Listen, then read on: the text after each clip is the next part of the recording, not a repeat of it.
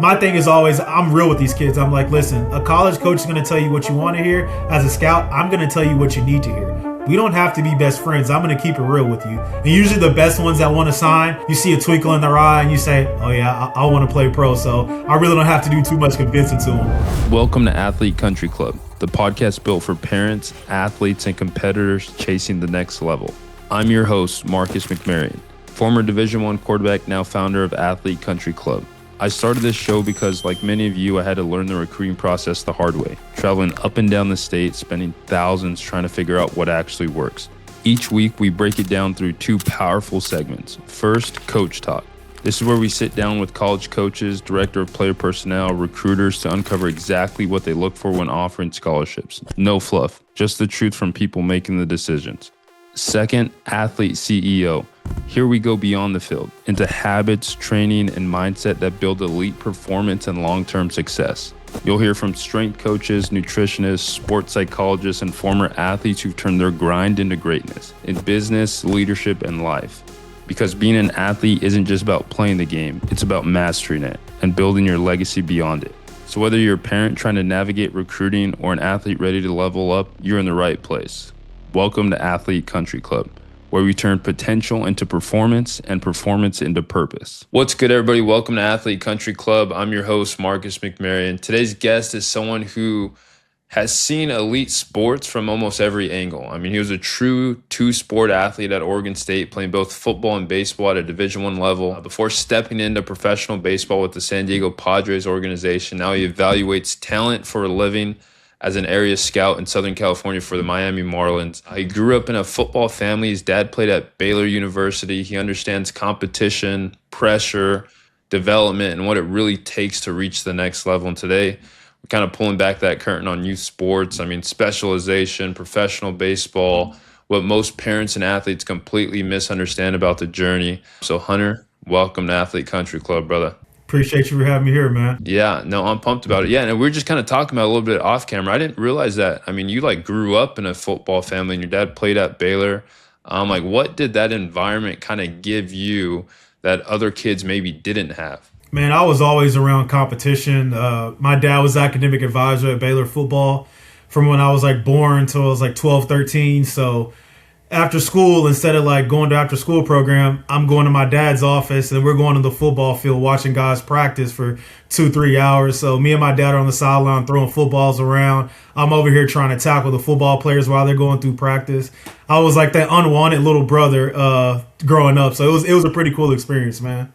Yeah, no, and I feel like when you look back, just from the sport side of it, because he actually, obviously, as an academic advisor being there, you kind of got to experience that, but also he played at Baylor, so he kind of has that experience as well. When you look back at, young Hunter, what were you doing that other kids weren't doing? Just playing any and every sport, man. Some kids, they go to their older brother or younger brother to play football. I was going to the starting receiver at Baylor or the starting DB at Baylor and be line it up, man. Let's play. So I had a unique experience with that. And then he also was around other sports as well. So, basketball players that came in, I could play little hoops or pop shot with them in his office. So I was always going against high competition from an early age. Yeah, that's so crazy to think about. Just being around that, I feel it makes me think of, we had Derek Carr on. He's talking about his brother obviously being in the league and just being around professional players, and you're around Division I athletes, and you just think that's normal. As a kid, you're just oh, whatever, you're just around Division I guys. So kind of talk to that. I know you have, especially in Texas, that's the sports mecca of America, honestly. But just kind of talk about how competitive sports were and just being around different friends that also kind of had those same goals, and how soon did you know I want to play in college? Oh, man, I knew from an early age. My parents always kept it real with me. My dad was hey, if you want to just be a student, we can send you to community college. But if you want to go to some of these higher echelon programs, you're going to have to get a scholarship. So I always thought I was going to be a baseball player. And then I found out in high school that baseball don't pay full scholarships. At the time we were in school, I think they only had 11 or 12 for a 35-man roster. So I was okay, how I'm going to figure this out? And then I was hey, I'm pretty good at football. And I kind of knew I was pretty good after my freshman year. And I was maybe I can ride this football thing out for pay for my school, put some money in my pocket, and then backdoor play baseball as well. So that's what ended up happening through my career. Yeah, no, and I think that's like a big one for I think like the parents and kind of some of the coaches and athletes that are listening. I mean, like you were a legitimate two-sport athlete at Oregon State, and I feel like we used to have pickup games in basketball and kind of joke around, and guys like everyone would claim they were a two-sport athlete, like, but you actually were one. Like you played 3 years of college football, you played the year of college baseball, and I mean, from someone who's like actually lived it, I mean, what's kind of your take? I feel like it's a hot topic right now, kind of like cross sport training or like versus early specialization? Like, where do you kind of stand with that?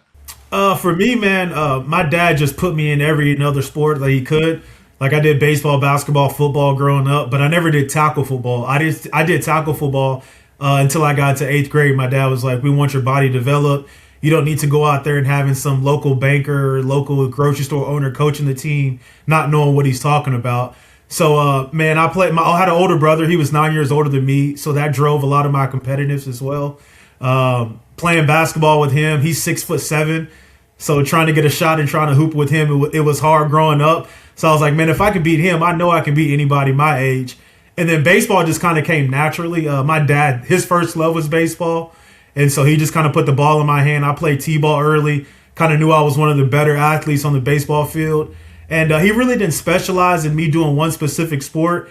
He knew that if you play every other sport, you can take each athleticism from each sport and combine it into sports. So, like in football, man, with me catching, me trying to track a baseball in the outfield, that was a lot harder than trying to track a 40-yard bomb down the sideline. And then hand-eye coordination with basketball, learning how to shoot, that helped me at the plate as well, helping to pick up spin, helping to pick up a fastball while I'm at the plate. So I feel like every sport helps you in some type of way. You just got to know how to use it and bring it into each sport. Yeah, no, it's funny you say that. I feel like that's something we were just talking about my boys off camera a little bit. But like with my kids, like I don't want them to play tackle football until like seventh or eighth grade, and even like more specifically, just like we both had Kevin McGivern was our offensive coordinator at Oregon State. I mean, I remember him talking about his son. I mean, his son was like in fourth grade and had like 5 concussions and had to stop playing football. And I'm like, yeah, like you're not missing out on anything as a kid other than unnecessary injuries. Like I guarantee it. Like you could get all the skill development through flag football or through different sports or just kind of playing football in the backyard and kind of playing with kids and stuff like that. So I think it's interesting that you say that because that's something definitely an approach I'm going to take with my kids. It's like, hey, you could kind of learn that and kind of do different things and get those skills kind of developed with everything. And it's funny, we kind of talk about you playing multiple sports. We kind of did have another teammate who was there who was our kicker, on a pretty good kicker who had a boot on him. And some baseball fans know him as Adley Rutschman. I mean, he said he played baseball, which was hilarious because I remember him kind of saying it at practice one time, like, "Oh yeah, I play baseball," and like everyone kind of like laughed it off, like, "Yeah, sure you do, bro." Like, "I know I play basketball, bro." Like, like everyone kind of laughed it off. And then we see him actually go. We finish football, and he goes to baseball, and the dude's killing. And we're like, "Oh, like you weren't lying. Like you actually played baseball." So kind of talk to that a little bit. Just like, what did you kind of see? Like, what's the difference? Obviously, you've seen it from the player perspective, being teammates with guys like that. And Oregon State's always been kind of upper echelon of baseball teams. So even to have an opportunity at Oregon State on the baseball and football team kind of speaks volumes to actually how talented you were. But just kind of talk about like, how does that work? Like, how does an athlete play 2 different sports and actually have the time to do both? Like, what was your experience like? Man, I had very little time. So after our redshirt year for football, we went to the Hawaii Bowl, and it was on Christmas Eve. So right when the Hawaii Bowl was done, we flew back home. I had to come back right after New Year's, and they were like, "Hey, if you want to play baseball, you kind of get ready." And at the time, I mean, we had the number 1 team in the country for a couple of weeks. We had Michael Conforto, who was a first-round pick. Dylan Davis was another draft pick. Jace Fry was a draft pick. We had so many guys on that team, and they were so talented that I was like, okay, I'm trying to play catch-up because I haven't touched I haven't touched a bat since high school. So I went that whole time and not even touching a baseball, touching a bat or going in the cage. So I was like, I got to get it going. It's funny you say that, man. Our academic advisor at the time, I told her, I was like, hey, I'm playing baseball after football season. She was like, oh, okay, cool. Like, we got you. And so she put me in a football off-season credit load when I had to do baseball. And usually, in baseball for the credits, you kind of take some load off so you can focus through the year. So I'm having to do like 17, 18 credits during baseball season. Like my mind is going at 100 miles per hour trying to figure out what the hell I'm doing, and then having to pick up baseball. I knew the athletic ability really didn't take me that long. It's like kind of riding a bike for me. I was like, okay, like you've been around this game all your life. You know this game. Like you've done it at a high level. You can do this. But I'd say the most difficult part was the academic regimen, man. Just having to do study hall hours for football, do baseball lifts at 6 o'clock in the morning, and then having to go run routes right after class. Like that was the biggest challenge for me. But playing two sports, man, like it really wasn't that challenging. It's just trying to have your time management in order. That was the most challenging part. Yeah, and for people who don't know, Oregon State's also a quarter system school, so 17, 18 credits in a turn, like that's no joke. Like I went when I transferred to Fresno State, it was a semester school, and like they had a legit like syllabus week, like, oh, this is what we're gonna like. First week into a quarter system, like you're taking tests and you're taking like it's already like you're going first day. There's no review in the syllabus. Bro. Yeah, it's time to go. So that's insane that you were taking that many things. And you were kind of the first person who introduced me. Obviously, I played baseball too. Nothing like at the level you're talking about, but kind of playing the 3 years of college football and then baseball. And then I remember when you finished up, you kind of, I think we were talking or texting. I don't remember. You're like, yeah, I'm gonna go try out for the Padres, and I was like, wait, what? You're like, yeah, I'm gonna go try out. I'm gonna go play pro ball, and I was like, okay. Like I wish I could just be like, oh, I've been playing football.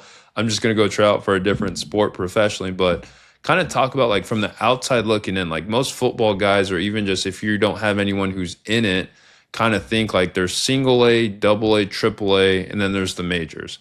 But that's not the reality. And you kind of gave me the breakdown of it and kind of blew my mind. Like kind of give us the real look behind the curtain. Like how many seasons are there actually? There's not just those three and then the majors. Kind of give a breakdown to that. Yeah, man. So like baseball is unique. In any other sport, you're drafted, you automatically go to like that team that you see on TV. But with us, we have a minor league system. So they've cut down some leagues now after COVID. We used to have low A short season and low A full season. We don't have short season anymore. So you get drafted. It's called your rookie league or like the complex league. That's the first level you're at. Then after that, it's low A full season. And then you have high A. High A is kind of more competitive, like where your premier college guys usually go to that, or your advanced high school players usually end up in high A.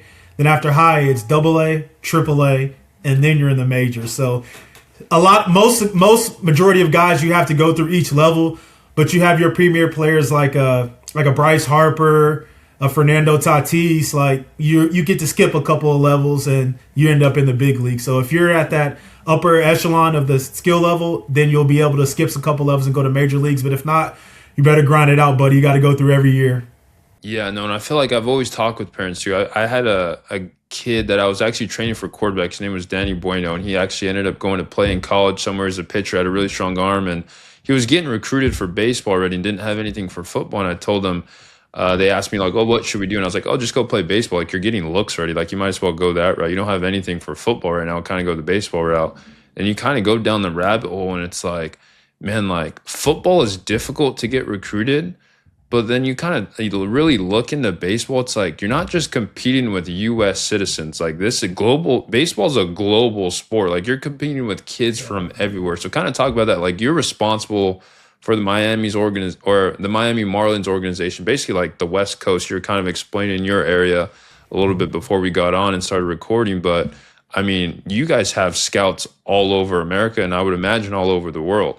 Yeah. So for the amateur side, I only recruit, or I say scout, guys that are in America. So from LA all the way up to the Northern California border, everything in between that, and Reno, Nevada, that's who I'm responsible for. So once you get scouted by us, let's say you get drafted, you're not just competing with your draft class. Now you have to compete with the international draft. So we have an international draft, and those kids can get drafted and signed up to where they're 16 years old. So you'll have like let's say a 16-year-old Dominican player that signed for $3 million. You had no idea who he was or who he was about. You come to the organization, you're like, okay, I'm competing with this 16-year-old that throws 95 miles per hour. He's 6'1", 190 pounds. He looks like a grown man. It's like, I thought I just had to compete with my peers in high school and college, and now I'm having to compete against the world. So the Latin community and the Latin population in minor league baseball, I would say outnumbers Americans. Yeah, that's crazy to think about. And I know you kind of were giving me a little bit insight too when you're kind of going through your own process of not just on the scout side, but as a player side, like how difficult that is for a lot of college players that were like, you just finished your college career and you're thinking, oh, I'm coming in, but then kind of talk to like the potential side of it. Like, even if you guys might be like, you might have a little bit of an edge on a guy, but he's 15, 16-year old. They're really recruiting off of kind of potential and silly and projectability, maybe not even what can you do today in the game tomorrow. Yeah, man. Where you're drafted is kind of tells you how important you are to the organization. Obviously, your first rounders get priority, second rounders, third rounders, and so on.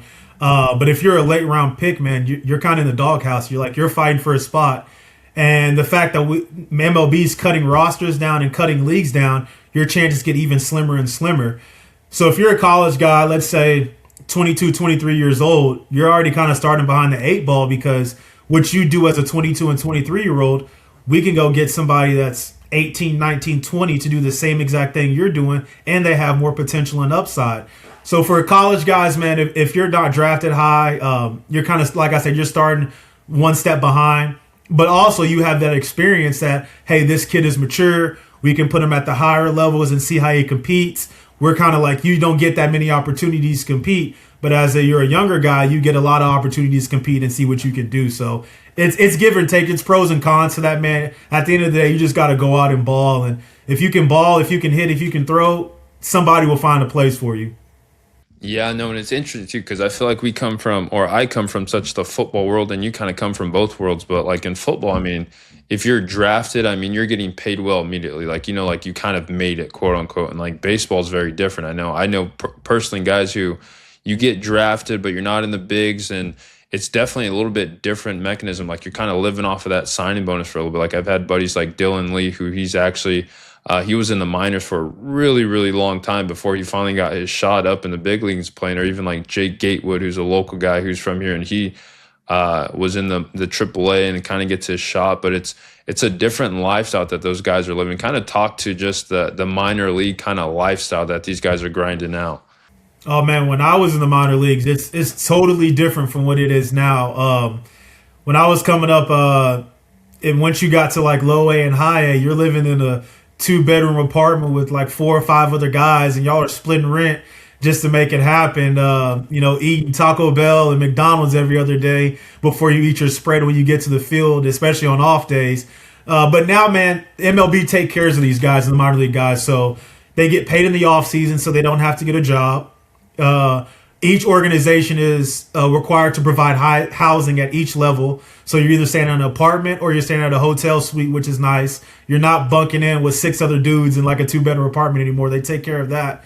You get a stipend. We got a little stipend, but the stipend is more now for these minor league players. And it just treats them like they're an actual player, man. Because a lot of guys were going through their season, having to go back home and like work 40 hours a week just to maintain living so you can have an opportunity to play during season. So they cut all that crap out, man, and like you can actually live like a professional athlete now. Yeah, that's awesome. No, and then I feel like you have the unique experience, obviously, where you've kind of seen both sides of it. So now you're on the scouting professional side of it, and you're kind of the area scout for all those regions you talked about, and you're evaluating talent daily. I mean, just kind of up and down the state. And I mean, in your opinion, like what are front offices, like what are they prioritizing that you had no idea about as a player? It kind of varies from other organizations. I've been with 3 organizations so far, and each 3 of those value something different. What I didn't realize was the most important is how you are as a person, like your makeup. If you are an asshole or if you're like kind of like that punk kid, a lot of these scouts don't want to deal with you. You're going to get overlooked. But if you're obviously like uber talented, they'll put that to the side and scout you for like that top 1%.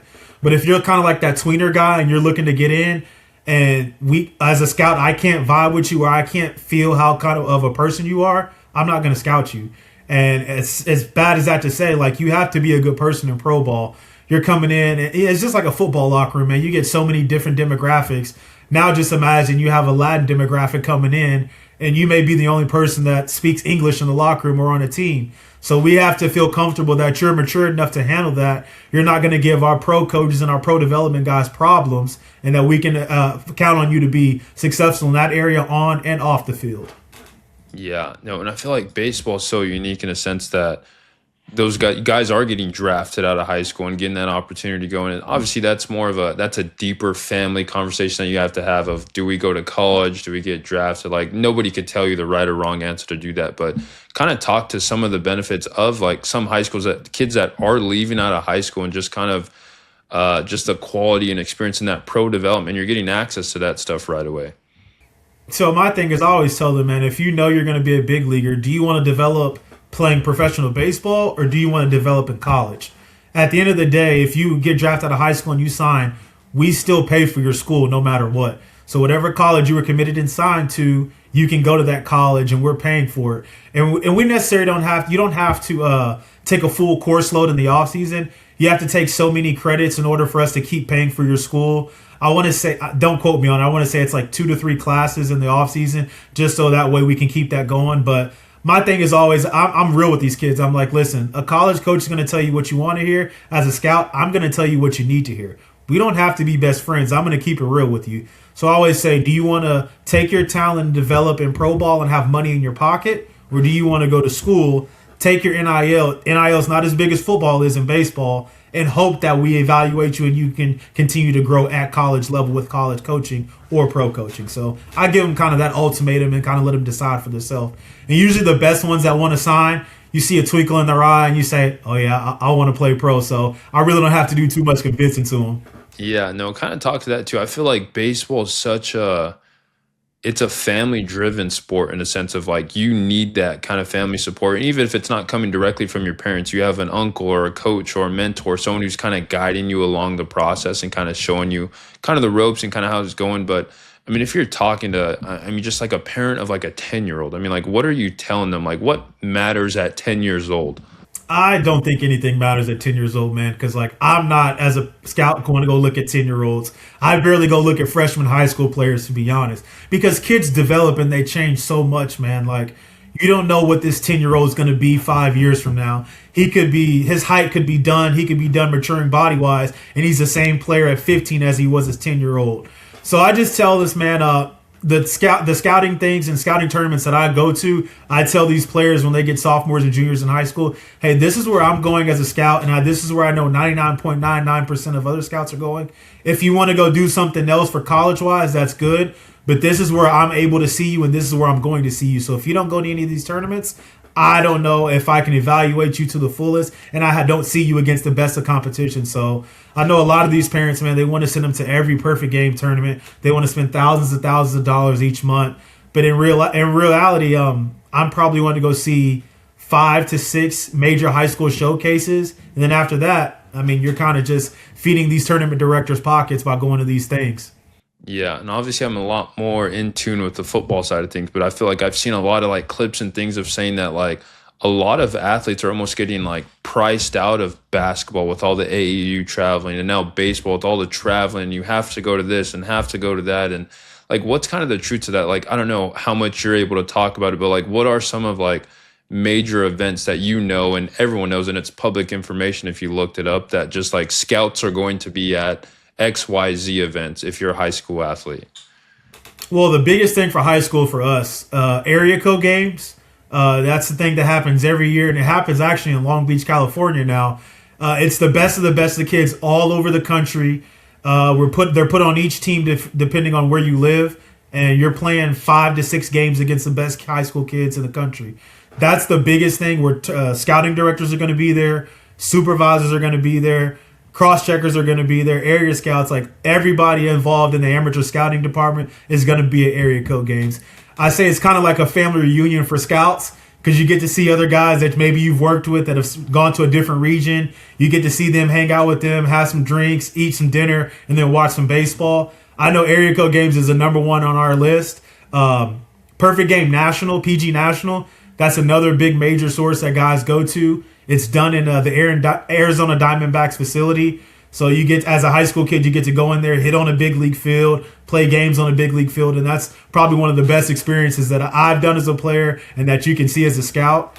And then just any kind of perfect game tournaments that are around local, especially in the off season. So like around August to September, any perfect game tournaments that's around your area that you know the best select teams are going to be at, that's where scouts usually migrate towards. Yeah, no, and then just like how important still are just performing well with your high school? Because I feel like you kind of get the confusion and kind of discrepancies of like, oh, I'm not going to play for my high school team. I'm only going to play for a club team, or I'm only going to do this. Like, are scouts still looking at high schools, or do I have to play on a select team to even get a sniff of the MLB? I mean, I'm going to a high school tomorrow. Usually Monday through Thursday, those are filled with high school games and junior college games. And then Friday, Saturday, Sunday, you save your Division One games so you can see a series in that. High school ball is really important, man, because if I go see you in PG National and I don't have one of my cross checkers or supervisors there, the only way they're going to see you is in area code games. And if you don't get invited to that, because some guys get snubbed, like that's the nature of the game. But we're still able to see you in high school. And obviously, high school, you're going to be the best on the field, and the talent's not going to stack up to you. But as long as you perform and still show your tools, we can evaluate that. We're not evaluating you out of your, let's say, performance. It's just like, how well do you still get to your tools? Are you still showing like your arm speed, your bat speed, your athleticism when there? And do you play down to competition, or do you still remain at your elite level even though you're playing lower competition? So high school games are still very important to us. Yeah, and what are some of those like non-negotiables, like circling back to like the athlete that's 14, 17-year-olds or in junior college, kind of the amateur level that you're talking about during the evaluation process for you guys, like what really kind of separates that top 1 percentile from everyone else? Like what are they doing outside of obviously the physical gifts, but like what are some of those examples that separates the top 1% in baseball? Oh man, what do you do off the field and away from the team? That's big for me. Are you hitting on your own? Are you lifting on your own? Do you have to wait for a coach to tell you to do something for you to do something? The guys that are elites of the elites, and I've been doing this for 6 years now, they take care of their stuff off the field. It's like some kids want to go hang out with their friends, let's say at 6, 7 o'clock. No, man, my first rounder's over here hitting in the cage at a local gym. He's lifting with his dad. He's throwing a bullpen. He's doing stuff that is not necessary for the high school coach and the select coach, but he's doing it on his own. Because once you become a pro, man, you're not going to have coaches holding your hand and tell you what to do. It's your job to figure out what you need to get better at. Grab a coach and say, hey, can you work with me on A, B, or C? They're not going to come up to you and be like, hey, man, I see you're struggling in the field. Like, do you want to get some ground balls with me? No, you're going to have to initiate that conversation and do it on your own. So if you can do it in high school, man, that's going to be real good for you when you're going into pro ball. Yeah, and obviously you've kind of seen it and done it yourself. I mean, from player to pro to scout, like how important was it just to have the right proximity to people around you who have already done it, or just even just the right people in general? Oh, man, that's everything, man, because, like, especially when you're going through this, that's the people you lean on. That's the people that help you. Your dad or your coach or your uncle, they never really get the shine and the credit that they were throwing BP to you at 8 o'clock, 9 o'clock at night on a school night or hitting you ground balls. So, like, when you have your good inner circle and that guys that want to help you get to the next level, man, that's key for you. Because if you're doing it on your own, it's going to be hard. Like, everybody needs somebody. We can't do this on our own, whether you're in a job or whether you're playing baseball. So you need that background and you need that family-oriented vibe. Yeah, and kind of talk a little bit just like how are you guys evaluating that as an evaluation on your staff? I mean, you guys have cross checkers and national scouts and regional scouts, and it's such a process. Like, and obviously it's similar to the NFL and the draft. I mean, you guys are essentially making a massive investment in an athlete. Why don't you guys just say, oh, he's good at baseball and stop right there? Like, how does it go past that? Well, man, pro ball is tough. I've seen kids that have all the athletic and baseball skill in the world and they don't make it. You need to thoroughly go through these kids and see what's the home life like? What's his work ethic like?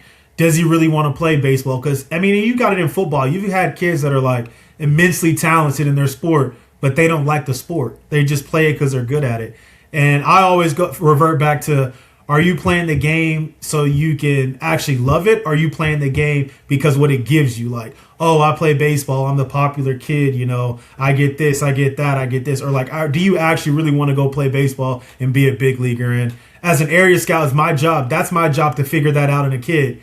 If I draft a kid in the first round and I didn't know that he doesn't love baseball, he just wanted a big signing bonus and say that he's a pro baseball player, that's a bad look on me. So as an area scout, you have to figure out which kid really wants to play the game, which kid really loves this process, and which kid's going to be successful. And I mean, that's why they pay me what they pay me to try to figure that out. Yeah, and a lot of that, you feel like a lot of that's figured out just through having conversations with kids. I mean, I don't know the rules on like if you could text or if you could call and stuff like that, but is that just like through conversations and you could kind of gauge like, hey, I've been in the game long enough. You should be able to have a high level conversation, having a baseball IQ about certain things. Are you kind of just gauging that through conversation? Well, that's one of it. So I'd say that's probably like 40% of it. But with me, and I know a lot of area scouts, I'm talking to the principal, I'm talking to teachers, I'm talking to coaches, neighbors. I'm also talking to kids that don't play on the team, their parents. Hey, what is he like as a leader? Like, is he doing the right thing? Because 9 out of 10 times you get some jealous parents in the crowd that they want their kid to play a little bit more, and they'll tell you the truth about the star players. And you got to sift through a lot of that, see which is bullshit and which is actually true. So I'm talking to everybody that's associated with the kid, man. Yeah, no, and I feel like just baseball, I mean, man, the margin for error is just so small. Kind of like you said, I mean, just the gap. I mean, I know especially in football, I mean, we always talk about the gap from the CFL to the NFL. It's really not that big of a difference talent-wise. Would you kind of argue it's the same in AAA? Because from the outside looking in, you would think there's a lot of guys who probably get stuck in AAA. They might just not get that opportunity. Like, how small is the talent gap in between those different leagues? I would say Double A probably has the most talent because that's where your young guys that are really talented and that you're pretty convicted that they're going to be big leaguers. They go to Double A, and that's a very competitive league. Triple A is a lot of guys that have been in the big league, and we don't have room for them. So instead of being on the MLB roster, you go back and get your service time in Triple A, and we'll call you up and down throughout the year. But once you get to Double A, man, like you're this close from being a big leaguer. You're this close from making it. So Double A is where all your talent is and like where all your competitiveness is. So once you get there, like you can kind of like, I'm almost there. Like take a sigh of relief. Like I'm that close to getting there. Yeah, and like in your experience as a player too, what I'm sure you've had tons of teammates and friends that are in the MLB, Double A, Triple A. Like, what's kind of some of those reasons that guys either A get stuck at that level and they're not making the jump? Is it just like a hitting slump? Is it outside factors, external, internal, self-talk, like guys' confidence levels? Like what's kind of just various kind of variables and reasons why guys might get stuck at a level? The easiest way I can explain it is just consistency.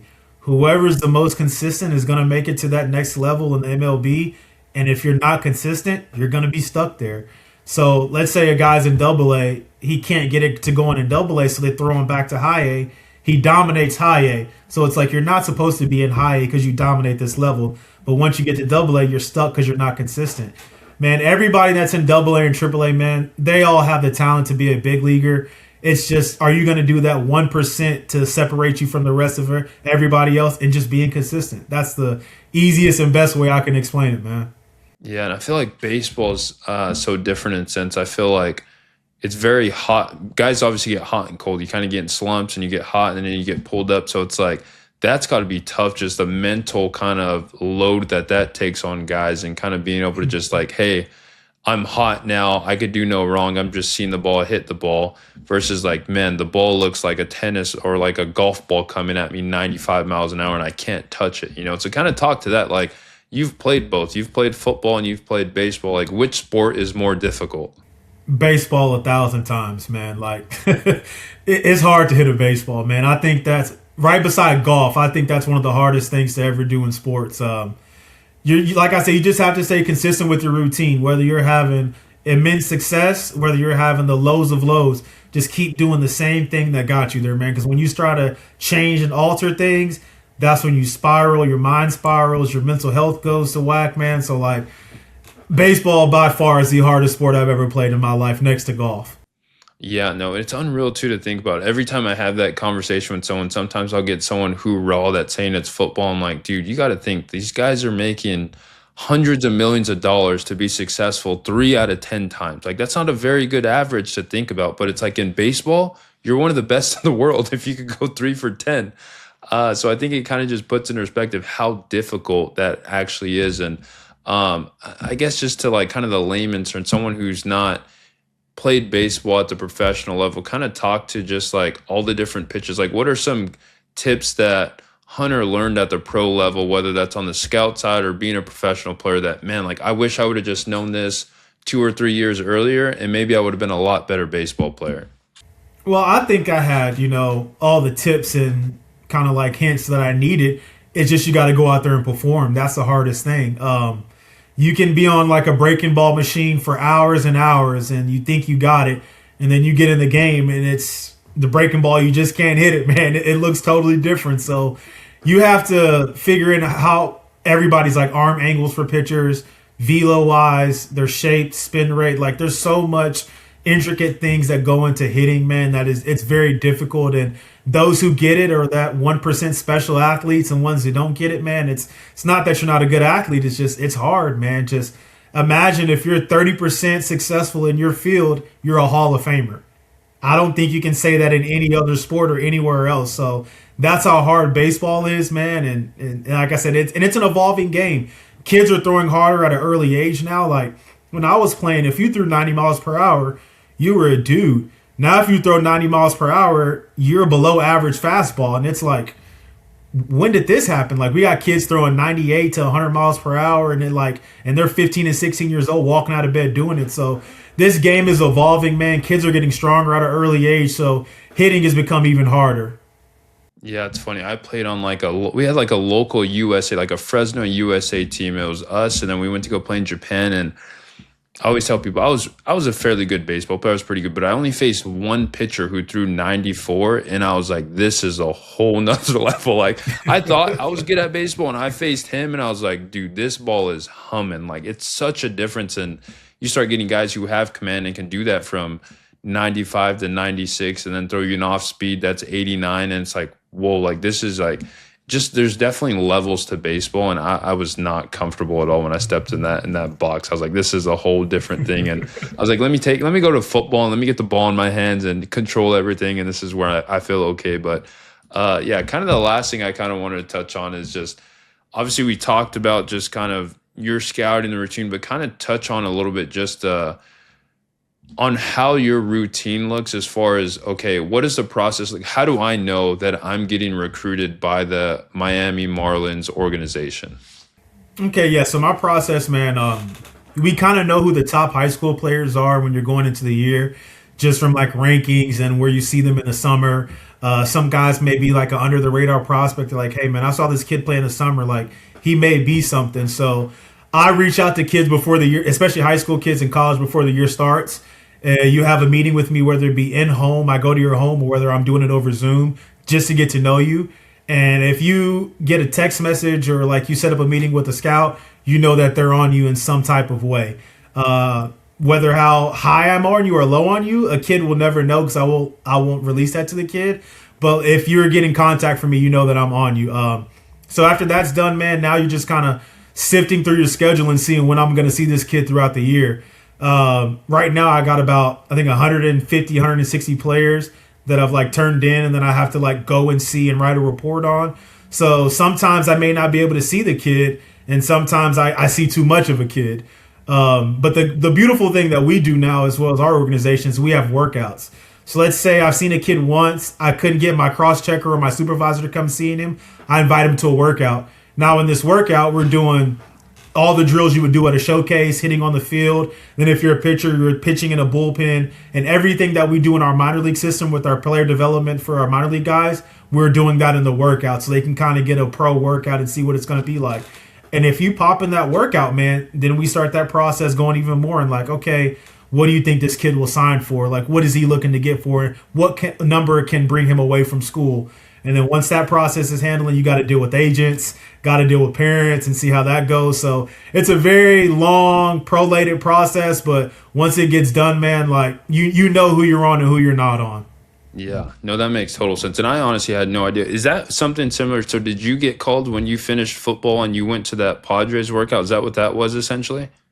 Yeah, so that's a funny story, man. The guy right now, Preston Mattingly, his dad, Don Mattingly, is a Yankee legend. Preston now is a GM of the Phillies. Well, I'm sorry, I think GM of the Phillies. And he randomly cold called me one day right after spring ball. he was like, "Hey, Hunter, this is Preston Mattingly with the San Diego Padres. I wanted to see if you were still playing in baseball." I looked at the number and I was like, "Man, stop playing with me. I haven't played baseball. I picked up a baseball in 3 years. Like, all right, whatever." And so he's like, "No, dude, this is like serious. Like, I'm looking to be in the Pacific Northwest and I want to work you out. Are you still interested in playing?" When I was like, "Man, if you're serious, then yeah, let's get a workout schedule. Let's do it." Next thing you know, it's 2 days before he's supposed to come. He calls me again. It's like, "Hey, man, I just got my flight. I'm landing in Portland. I'll see you tomorrow." So I was like, "Oh man, like this shit is serious." So I called Tanner Sanders. Tanner was at the time was playing baseball and he was in basketball season, I want to say, if I'm not mistaken. And I was like, "Hey man, do you have any bats or like anything that I can like practice?" And he threw me one of his old wood bats. And then I got in the cage with my boy Charles Okonkwo. And we started hitting off the velo machine. Charles had no baseball background. Started underhand tossing me balls. I was telling him what to do. And then, man, I got myself ready and right. And I had a really good workout with him on the baseball field at Oregon State. And he's like, "Hey, man, I really like what I saw. I really like what you're doing. Like, we're probably going to want to sign you. Just stay around your phone during draft time." Draft comes, and then he says, "Hey, man, we want to bring you on." So that's I ended up skipping my last year and signing a pro contract and getting started. But the thing was, I commend him because he really did a deep dive. He found video from my sophomore year in high school, liked what he saw with my mechanics, liked what he saw at the plate, because I only played 2 games in baseball at Oregon State.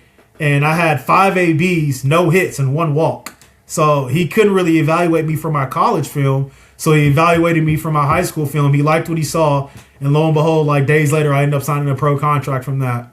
Jeez, that's unreal. I feel like I remember that too. It was during that spring ball, and like we had just, I think we finished, right? We just finished spring ball.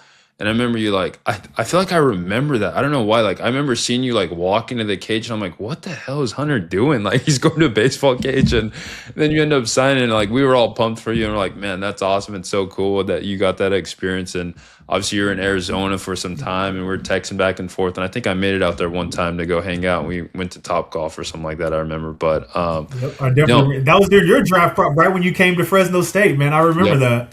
Yep. Yeah, exactly. No, so that was awesome. And yeah, the last thing I always like to ask people just to kind of wrap up the conversation is like, for whatever reason, if I forgot to hit record and this whole kind of podcast got erased and you kind of only had like 1 or 2 messages to give to like a youth athlete, like what are your, 2 or 3 truths about becoming a successful athlete, whether that's in baseball or in football, just overall becoming a successful athlete. And what Hunter didn't talk about is he could shoot the lights out of a basketball too. So I'll just throw that out there too.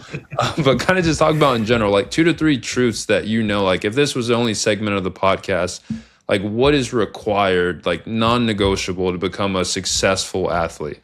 My biggest things, I got 2 biggest things, man. One is put the extra work in. Like if you're not putting in the extra work, if you're not putting in the extra work. And then the second is just be your biggest critic. When the lights are out and nobody's around, you know what you did at the end of the day. So be true to yourself, put the extra work in, man, and the rest will figure itself out. Yeah, no, that's awesome. And I think it's so simple. I feel like when I got to college too, I was kind of looking for this magic pill of like, oh, they're going to tell me how to do this, or I'm going to gain weight because they're going to give me a magic pill. And it's just like, I always say it, I've said it in a couple podcasts. It's like, I remember talking to Stacy, Stacy, our dietitian, nutritionist, and I was like, how am I going to gain weight? She's like, you're going to eat more food. And I was like, huh? Like, that's all? Like, that's what I'm going to do? It's like, but it's the same thing. I feel like everyone's kind of looking for like, oh, I'm going to talk to a Miami Marlins scout and he's going to give me the magic pill. It's like, no, like you just need to put in the extra work, be consistent, show up day after day. It's like, hey, if you're starting to get bored with success, you're probably starting to do something right. It's like, it's repetitive.